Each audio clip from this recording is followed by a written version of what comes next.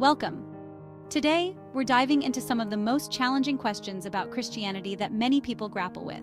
Whether you're a lifelong believer or simply curious about the faith, these questions touch on deep matters. From the problem of suffering to the nature of Jesus as both God and man, we'll explore these topics with clarity and compassion. So, let's get started and tackle these tough questions head-on. 1. If God is all-loving and all-powerful, why is there so much suffering and evil in the world? God gave humans free will to choose right or wrong. This freedom means people sometimes make bad choices, causing suffering. God can bring good even from bad situations, and suffering can help us grow stronger and closer to Him. Even good people face suffering because we live in a world where our choices can be affected by the actions of others and the brokenness around us. Sometimes, suffering happens as a result of living in an imperfect world, not because of anything we did.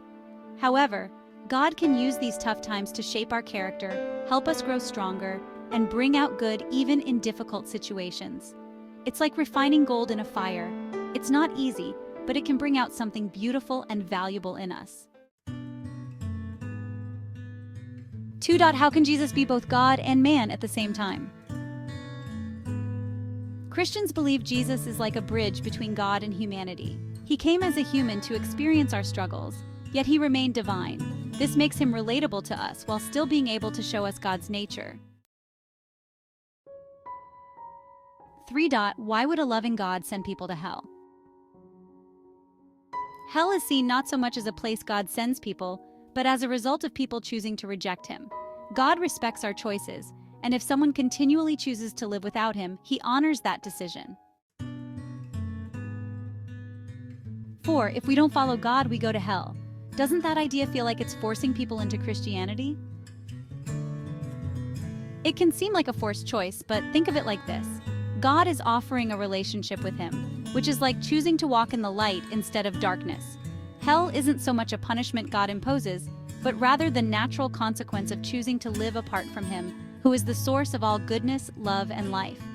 Imagine being invited to a joyful celebration. If you choose not to go, you miss out on the joy, not because you're being forced, but because you chose to stay away. God gives us the freedom to accept or reject His invitation, and He respects our decision even if it means allowing us to experience the result of living without Him. 5. If Jesus was God, why did He pray to the Father? Jesus prayed as an example to show us the importance of staying connected to God. It also reflects His human nature. He experienced life like us, including the need for help and guidance. 6. Why did Jesus need to die for our sins? Couldn't God just forgive us? Sin has consequences, and Jesus' death demonstrates the seriousness of those consequences. It's like a loving parent taking the punishment on behalf of their child, showing both justice and love. 7. Since Jesus died for our sins, does that mean we can sin as much as we want? No, it doesn't mean we can sin however we want. Jesus' death for our sins was meant to show God's love and mercy, offering us a fresh start. But it's not a free pass to keep doing wrong. Think of it like being given a second chance after making a big mistake. It's meant to motivate us to live better, not to keep repeating the same mistakes. Accepting Jesus' sacrifice means choosing to turn away from sin out of gratitude and a desire to grow closer to God, not using it as an excuse to keep doing wrong. 8. But let's say I've been a Christian since the day I was born. I have Christian parents and believe in God and Jesus. However, I keep on sinning. Can I continue to sin since Jesus has already paid the debt for me? Can I take advantage of that? Even though Jesus paid the debt for our sins, choosing to keep sinning goes against what His sacrifice was meant to inspire. It's like someone paying off a huge debt for you, not so you can keep borrowing recklessly, but to give you a fresh start and the chance to live differently. When we truly understand and appreciate what Jesus did, it leads us to want to change our ways out of love and gratitude, not to take advantage of it.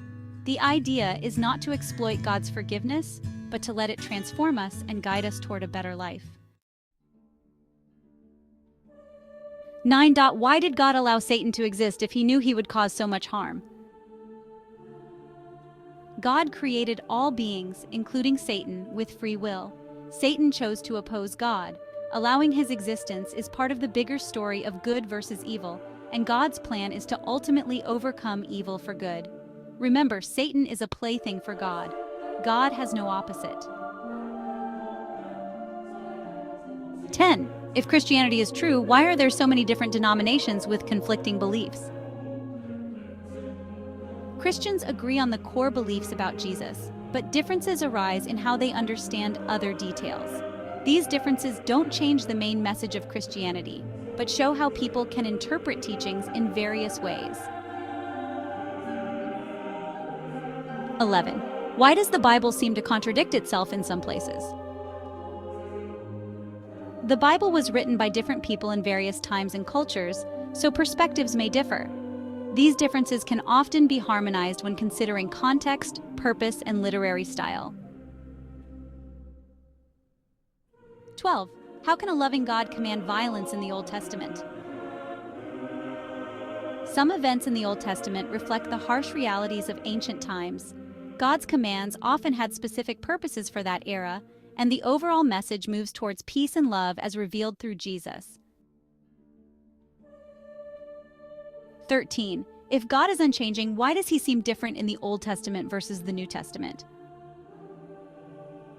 God's character doesn't change, but how he interacts with people does. The Old Testament focuses on law and justice, while the New Testament reveals God's love and mercy through Jesus. It's like a parent who disciplines a child, but also loves and comforts them. Thanks for joining me on this journey through some of the most commonly asked questions about Christianity. I hope this discussion has brought you some clarity and perhaps even sparked new thoughts about your own beliefs. Remember, questioning is a vital part of faith and understanding, and it's perfectly okay to seek answers. If you found this video helpful, please like, subscribe, and share it with others who might be wrestling with these same questions. Until next time, keep seeking the truth and nurturing your faith.